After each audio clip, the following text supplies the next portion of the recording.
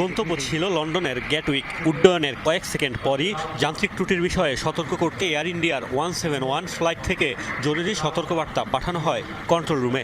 এর পরপরই হয়ে যায় যোগাযোগ বিচ্ছিন্ন। তারপর নিয়ন্ত্রণ হারিয়ে বিকট শব্দে আশ্রয় পড়ে বিমানটি বিস্ফোরিত হয় সাথে সাথেই।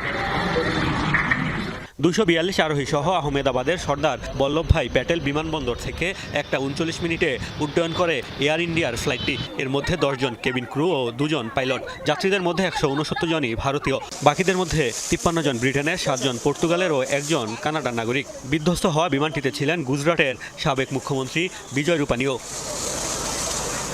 আহমেদাবাদের মেঘানী নগরের একটি আবাসিক এলাকায় প্রায় 800 ফুট উপর থেকে মেডিকেল শিক্ষার্থীদের একটি হোস্টেলের উপর বিধ্বস্ত হয় বোয়িং 787 ড্রিমলাইনারটি।